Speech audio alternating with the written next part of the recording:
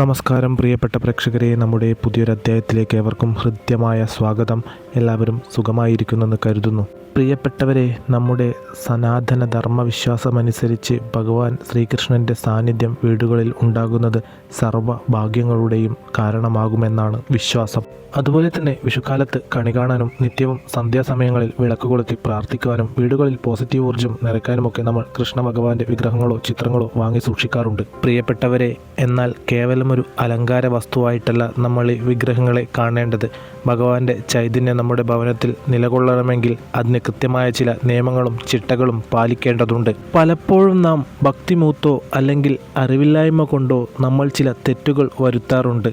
നന്മയും ഐശ്വര്യവും ആഗ്രഹിച്ചാണ് നമ്മൾ വിഗ്രഹം വീട്ടിൽ പ്രതിഷ്ഠിക്കുന്നത്.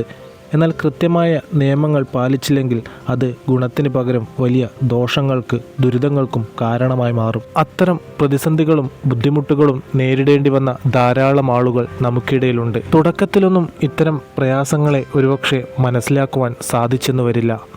മറ്റ് പല കാരണങ്ങളും കൊണ്ട് സംഭവിക്കുന്നതാവുമെന്ന് നാം ധരിക്കും. നമ്മുടെ അരികിൽ തന്നെ ധാരാളം ആളുകൾ ഒരു ഘട്ടം വരെ ഐശ്വര്യവും സമാധാനവും സന്തോഷവും നിലനിന്ന ഭവനങ്ങളിൽ പിന്നീട് പല പ്രയാസങ്ങളും അനുഭവപ്പെടുമ്പോൾ കാണാൻ വരാറുണ്ട്. അത്തരം ആളുകളുടെ ഭവനങ്ങളെക്കുറിച്ചും അവരെക്കുറിച്ചും മനസ്സിലാക്കി കഴിഞ്ഞാൽ നമുക്ക് കാര്യം മനസ്സിലാവും. ഇവരുടെ ജീവിതത്തിൽ ഇവർ വളരെയധികം ആഗ്രഹത്തോടു കൂടിയായിരിക്കും ഇത്തരം കാര്യങ്ങൾ ചെയ്യുക. എന്നാൽ അത് വേണ്ട രീതിയിൽ അവർക്ക് മുന്നോട്ട് കൊണ്ടുപോകാൻ സാധിക്കാതെ വരുമ്പോഴാണ് വലിയ അപകടങ്ങൾ കടന്നു വരുന്നത്. അതുകൊണ്ടാണ് നാം ഈ കാര്യങ്ങൾ പറയുന്നത്. പ്രപഞ്ചശക്തി ഇത്തരം സൂചനകൾ നിങ്ങൾക്ക് നൽകുന്നതും അത്തരം കാരണം കൊണ്ട് തന്നെയാണ്. നിങ്ങൾ വിശ്വസിക്കുന്ന ആ പ്രപഞ്ചശക്തിയെ നിങ്ങൾ മനസ്സിൽ ധ്യാനിക്കുക. ഈ ഒരു അധ്യായം കേൾക്കുന്ന എല്ലാവരും നിങ്ങൾ വിശ്വസിക്കുന്ന ആ പ്രപഞ്ചശക്തിയുടെ, നിങ്ങൾ വിശ്വസിക്കുന്ന ആ ഭഗവാന്റെ നാമം കമൻ്റായി രേഖപ്പെടുത്തുക. അത്തരം നാമങ്ങൾ നിങ്ങൾ ചൊല്ലുന്നതും ഇത്തരം സാഹചര്യങ്ങൾ അത് ഒന്നുകൂടെ ഓർമ്മിക്കുന്നതും നിങ്ങളുടെ ജീവിതത്തിൽ പോസിറ്റീവ് എനർജി ധാരാളം കൊണ്ടുവരും. ജീവിതത്തിൽ നമുക്കൊപ്പമുള്ള എല്ലാ നെഗറ്റീവ് ഊർജ്ജത്തെയും ഇത്തരം നാമങ്ങൾ ജപിക്കുന്നതിലൂടെ നമ്മിൽ നിന്ന് അകന്നു പോവുകയും ചെയ്യും. അതുകൊണ്ടാണ് നാം പറയുന്നത്, നിങ്ങൾക്ക് സാധ്യമാവുന്ന സമയങ്ങളിൽ നിങ്ങൾ വിശ്വസിക്കുന്ന ആ പ്രപഞ്ചശക്തിയെ മനസ്സിൽ ധ്യാനിക്കുക. അതോടൊപ്പം തന്നെ ഈ ഒരു അധ്യായം കേൾക്കുന്ന എല്ലാവരും നിങ്ങളുടെ ഭവനത്തിൽ ഇത്തരം തെറ്റുകൾ ചെയ്യുന്നുണ്ടോ എന്ന് വിശദമായി പരിശോധിക്കുക. വീട്ടിൽ കൃഷ്ണവിഗ്രഹം വെക്കുമ്പോൾ വരുത്താൻ പാടില്ലാത്ത 3 പ്രധാന തെറ്റുകളെക്കുറിച്ചും അതോടൊപ്പം തന്നെ വിഗ്രഹം വെക്കേണ്ട ഏറ്റവും ഉത്തമമായ സ്ഥാനങ്ങളെക്കുറിച്ചുമാണ് നാം ഈ അധ്യായത്തിൽ വ്യക്തമാക്കുന്നത്. പ്രിയപ്പെട്ടവരെ, നിങ്ങൾ പൊതുവായി ശ്രദ്ധിക്കേണ്ട 2 അടിസ്ഥാന കാര്യങ്ങൾ. ശ്രീകൃഷ്ണ വിഗ്രഹം എന്നല്ല, വീട്ടിൽ ഏത് ദൈവത്തിൻ്റെ വിഗ്രഹമോ ചിത്രങ്ങളോ വാങ്ങിവെച്ചാലും അടിസ്ഥാനപരമായി 2 കാര്യങ്ങൾ നിർബന്ധമായും ശ്രദ്ധിച്ചിരിക്കണം. അതായത്, ഇതിൽ പാളിച്ച പറ്റിയാൽ ഇത് ഇരട്ടി ദോഷമാണ് നിങ്ങളുടെ കുടുംബത്തിന് വരുത്തിവെക്കുക. അതിൽ ഒന്നാമത്തെ കാര്യം, പൊട്ടലോ വിള്ളലോ പാടില്ല. നമ്മൾ വീട്ടിൽ വെച്ചിരിക്കുന്ന ഭഗവാന്റെ വിഗ്രഹത്തിനോ ചിത്രത്തിനോ യാതൊരു വിധത്തിലുള്ള പൊട്ടലുകളോ വിള്ളലുകളോ ഉണ്ടാവാൻ പാടില്ല. അത് എത്രയൊക്കെ വിലപിടിപ്പുള്ളതാണോ, അത് എത്ര തന്നെ മനോഹരമായതോ അല്ലെങ്കിൽ നമ്മൾ ഏറെ ആഗ്രഹിച്ച് വാങ്ങിയതോ ആകട്ടെ, അതിൽ ഒരു ചെറിയ കേടുപാട് സംഭവിച്ചാൽ പോലും അത് വീട്ടിൽ വെക്കാൻ കൊള്ളില്ല. വിള്ളലുള്ള വിഗ്രഹങ്ങൾ വീട്ടിൽ തുടരുന്നത് ദോഷവും ദുരിതവും മാത്രമേ നമുക്ക് സമ്മാനിക്കുകയുള്ളൂ. അതിനാൽ തന്നെ അങ്ങനെയുള്ളവ നിങ്ങളുടെ ഭവനത്തിൽ ഉണ്ട് എന്നുണ്ടെങ്കിൽ ഇന്ന് തന്നെ അവ അവിടെ നിന്ന് മാറ്റുക. ഇത്തരം കാര്യങ്ങൾ നാം ശ്രദ്ധിക്കാതെ പോകുമ്പോൾ തന്നെയാണ് നമ്മുടെ ജീവിതത്തിൽ വലിയ പ്രയാസങ്ങൾ കടന്നു വരുന്നത്. നാം ഒട്ടും പ്രതീക്ഷിക്കാത്ത കാര്യങ്ങളിൽ നിന്നായിരിക്കും നമുക്ക് വലിയ തിരിച്ചടികൾ നേരിടേണ്ടി വരുന്നത്. അത്തരം അനുഭവം നിങ്ങൾക്കുണ്ട് എന്നുണ്ടെങ്കിൽ ഇത്തരം കാര്യങ്ങളെ, ഇത്തരം പ്രപഞ്ചശക്തി നൽകുന്ന സൂചനകളെ വേണ്ട രീതിയിൽ വിലയിരുത്തുക. നിങ്ങളുടെ ജീവിതത്തിന് ഒരു രക്ഷാ കവചം തീർക്കാനാണ് നിങ്ങൾ വിശ്വസിക്കുന്ന പ്രപഞ്ചശക്തി ഇത്തരം മുന്നറിയിപ്പുകൾ നൽകുന്നത്. നിങ്ങളുടെ ഭവനത്തിൽ എന്തോ ഒരു കാര്യം തെറ്റായി സംഭവിക്കുന്നത് കൊണ്ട് തന്നെയാണ് ഈ അധ്യായം നിങ്ങൾ കേൾക്കുന്നതും കാണുന്നതും. അതെല്ലാം ഭഗവാന്റെ ചൈതന്യം കൊണ്ട് തന്നെയാണ്, ഭഗവാന്റെ അനുഗ്രഹം കൊണ്ട് തന്നെയാണ്, നിങ്ങളുടെ വഴിപാടുകളുടെ ശക്തി തന്നെയാണ്. തുടർന്നും നിങ്ങൾ പ്രാർത്ഥനാപൂർവ്വം മുന്നോട്ട് പോവുക. പ്രിയപ്പെട്ടവരെ, നമ്മുടെ ജീവിതത്തിൽ നമുക്ക് ധാരാളം നെഗറ്റീവ് ഊർജത്തിൻ്റെ ബുദ്ധിമുട്ടുകൾ ഉണ്ടാവും. അത്തരം ഊർജം നമ്മുടെ ജീവിതത്തിൽ കടന്നു വരുന്നതിനോടൊപ്പം ഇത്തരം ചില പ്രയാസങ്ങളും ഉണ്ടാവുന്നതാണ് വലിയ ദുരിതങ്ങൾക്ക് കാരണമാവുന്നത്. നാം ചെയ്യുന്ന തെറ്റും നാം അറിയാതെ നമുക്കൊപ്പം വന്നു ചേരുന്ന ഇത്തരം ദുർമൂർത്തികളും, അതായത് നെഗറ്റീവ് ഊർജം, കണ്ണേറ്, ശത്രുദോഷം, പ്രാക്ക്, അല്ലെങ്കിൽ മറ്റു ചില ആളുകൾ ചെയ്യുന്ന ആഭിചാരം പോലുള്ള ക്രിയകളിലൂടെ നമ്മിലേക്ക് കടന്നു വരുന്ന ഇത്തരം ദുഷ്ടശക്തികൾ. ഒരു മനുഷ്യൻ്റെ ജീവിതത്തിൽ വിജയങ്ങൾ ഉണ്ടാവുമ്പോൾ, സന്തോഷപൂർണമായ ഒരു ജീവിതം നയിക്കുമ്പോൾ ഇത്തരം നെഗറ്റീവ് ഊർജം തീർച്ചയായും അവരുടെ ജീവിതത്തിലേക്ക്, അവരുടെ ഭവനത്തിലേക്ക് കടന്നു വരും. കണ്ണേറും ശത്രുദോഷവും പ്രാക്കുമെല്ലാം നമ്മുടെ നിത്യജീവിതത്തിൽ സർവ്വസാധാരണമായി നമ്മിലേക്ക് വരുന്ന ഒരു കാര്യം തന്നെയാണ്. അതിനെ പ്രതിരോധിക്കേണ്ട ഉത്തരവാദിത്തം നമുക്ക് തന്നെയാണ്.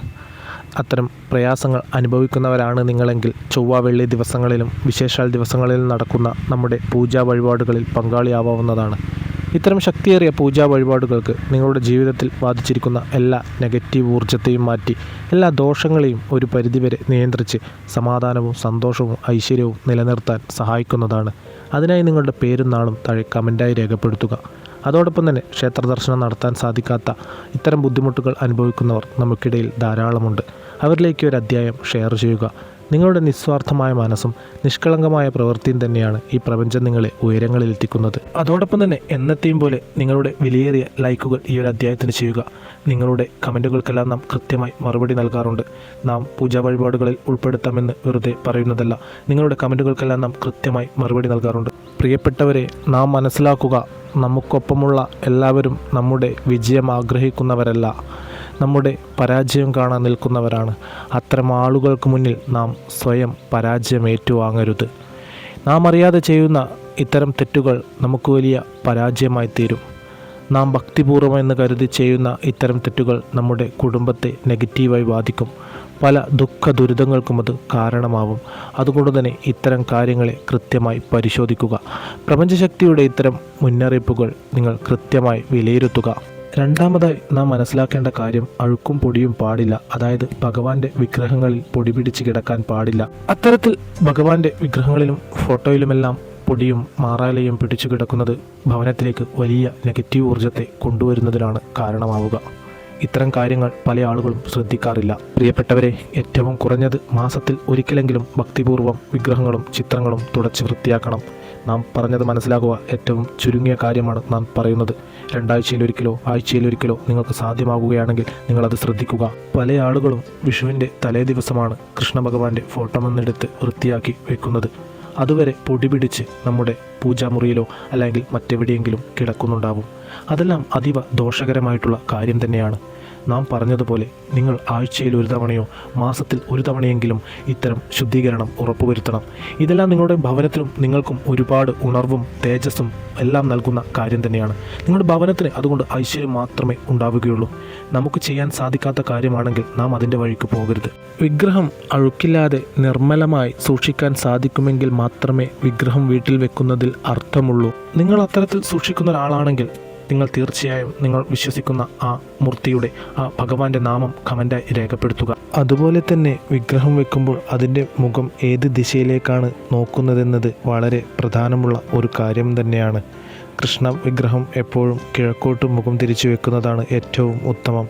ഇനി അതിന് സാധിക്കാതെ സാഹചര്യമാണെങ്കിൽ വടക്കോട്ട് മുഖം തിരിച്ചു വെക്കുന്നതാണ്. ഈ 2 ദിശകൾ ഒഴികെ മറ്റൊരു വശത്തേക്കും ഭഗവാന്റെ മുഖം വരാൻ പാടില്ല.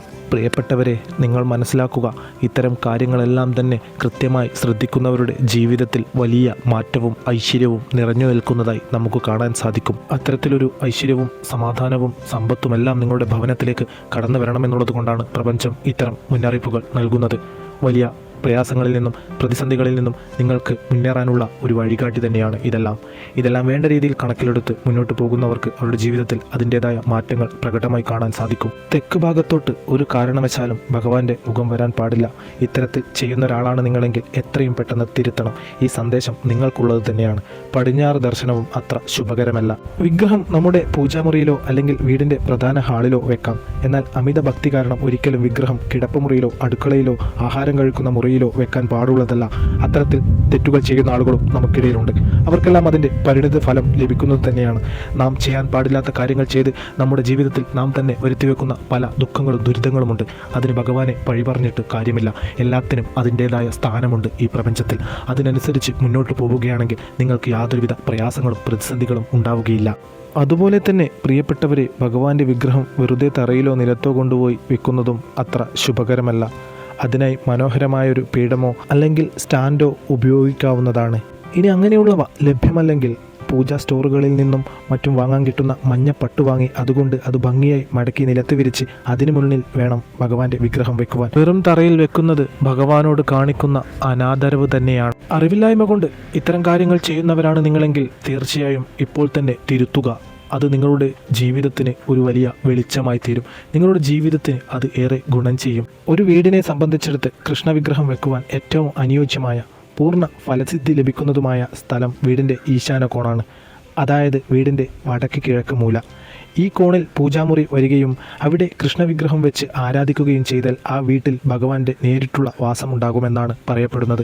ആ കുടുംബത്തിൽ സകല ഐശ്വര്യങ്ങളും വന്നു ചേരും. അവിടെ സ്ഥാനമില്ലാത്തവർ മറ്റ് അനുയോജ്യമായ സ്ഥലം കണ്ടെത്തുക. ചില വീടുകളിൽ ആളുകൾ കയ്യെത്തിപ്പിടിക്കാൻ ബുദ്ധിമുട്ടുള്ള തരത്തിൽ വളരെ ഉയരത്തിൽ ഷെൽഫുകളിലോ മറ്റോ വിഗ്രഹം കൊണ്ടുപോയി വെക്കാറുണ്ട്. അങ്ങനെ ചെയ്യാൻ പാടില്ല. വിഗ്രഹം എപ്പോഴും നമ്മുടെ മുഖത്തിൻ്റെ ലെവലായി അല്ലെങ്കിൽ അതിനേക്കാൾ അല്പം താഴെയോ ആയിരിക്കണം വെക്കേണ്ടത്. ഭഗവാനെ നോക്കാനും പ്രാർത്ഥിക്കാനും എളുപ്പമുള്ള ഉയരത്തിലായിരിക്കണം അത് സ്ഥാപിക്കേണ്ടത്. ഭഗവാന്റെ ചൈതന്യം എപ്പോഴും നിലനിർത്താൻ വിഗ്രഹത്തിനൊപ്പം ചില പ്രധാന വസ്തുക്കൾ കൂടെ സമർപ്പിക്കുന്നത് നല്ലതാണ്. മഞ്ചാടിക്കുരു, കുന്നിക്കുരു, മയിൽപ്പീലി, പുല്ലാങ്കുഴൽ, മഞ്ഞപ്പട്ട് എന്നിവ ഒരു താലത്തിൽ ഭഗവാന്റെ സമീപം വെക്കാവുന്നതാണ്. നിങ്ങളുടെ ഭവനത്തിലെ കൃഷ്ണൻ ഇതിനകം തന്നെ കയ്യിൽ പുല്ലാങ്കുഴൽ ഏന്തി നിൽക്കുന്ന രൂപമാണെങ്കിൽ പ്രത്യേകം പുല്ലാങ്കുഴൽ വെക്കേണ്ടതില്ല. അല്ലാത്തവർക്ക് പുല്ലാങ്കുഴൽ വെക്കാം. അതോടൊപ്പം തന്നെ ഒരു മഞ്ഞപ്പട്ട് വാങ്ങി ഭഗവാനെ ചുറ്റി നിർത്തുന്നത് അത്യന്തം ഐശ്വര്യദായകമാണ്. നിത്യവും സന്ധ്യാസമയത്ത് മഞ്ഞപ്പട്ട് ചാർത്തിയ ഭഗവാന്റെ മുന്നിൽ വിളക്ക് കൊളുത്തി പ്രാർത്ഥിച്ചാൽ ആ വീട്ടിൽ ഒരിക്കലും പണത്തിന് ബുദ്ധിമുട്ടുണ്ടാവുകയില്ല. പ്രിയപ്പെട്ടവരെ, പറഞ്ഞ കാര്യങ്ങൾ വളരെ ലളിതമായി തോന്നാമെങ്കിലും നമ്മുടെ കുടുംബത്തിൻ്റെ അഭിവൃദ്ധിക്ക് അത്യാവശ്യമാണ്. ഭഗവാൻ കൃഷ്ണൻ സ്നേഹത്തിൻ്റെയും ഐശ്വര്യത്തിൻ്റെയും പ്രതീകമാണ്. ആ ചൈതന്യം നമ്മുടെ പൂജാമുറിയിൽ നിറഞ്ഞു നിൽക്കണമെങ്കിൽ മേൽപ്പറഞ്ഞ കാര്യങ്ങൾ കൃത്യമായി പാലിക്കപ്പെടണം. പൊട്ടലുള്ള വിഗ്രഹങ്ങൾ മാറ്റുക. പൊടിപടലങ്ങൾ ഇല്ലാതെ സൂക്ഷിക്കുക. വടക്ക് കിഴക്കേ മുറിയിലോ കിഴക്ക് ദർശനമായോ പീഠത്തിന് മുകളിൽ മഞ്ഞപ്പട്ട് വിരിച്ച് ഭഗവാനെ ഇരുത്തുക. അറിവില്ലായ്മ കൊണ്ട് എന്തെങ്കിലും തെറ്റുകൾ ഇതുവരെ പറ്റിയിട്ടുണ്ടെങ്കിൽ അത് ഇന്ന് തന്നെ തിരുത്താൻ ശ്രദ്ധിക്കുക. അതിനായി തന്നെയാണ് പ്രപഞ്ചം നിങ്ങളെ ഏറ്റവും പ്രിയപ്പെട്ടവരായി തിരഞ്ഞെടുത്തതും ഈ പ്രപഞ്ചശക്തി നിങ്ങൾക്ക് മുന്നിലേക്ക് ഈ സന്ദേശം നൽകുകയും ചെയ്തത്. നമ്മൾ ചെയ്യുന്ന കർമ്മങ്ങൾക്ക് വ്യക്തമായ അർത്ഥവും ഭക്തിയും ഉണ്ടാവുമ്പോൾ മാത്രമേ ഈശ്വരാനുഗ്രഹം പൂർണ്ണമായി ലഭിക്കുകയുള്ളൂ. നിങ്ങളുടെ ഏവരുടെയും ജീവിതത്തിൽ നിന്ന് എല്ലാ ദോഷങ്ങളും വിട്ടകന്ന് സമാധാനവും സന്തോഷവും ഐശ്വര്യവും കടന്നു വരട്ടെ എന്ന് നാം പ്രാർത്ഥിക്കാം. നമ്മുടെ പ്രാർത്ഥനകളിൽ നിങ്ങളെ ഉൾപ്പെടുത്താം. ഇത്തരം വിശ്വാസ സംബന്ധമായ അറിവുകൾ നിങ്ങളിലേക്ക് എത്തുന്നതിന് ഈ ചാനൽ പിന്തുടരുക.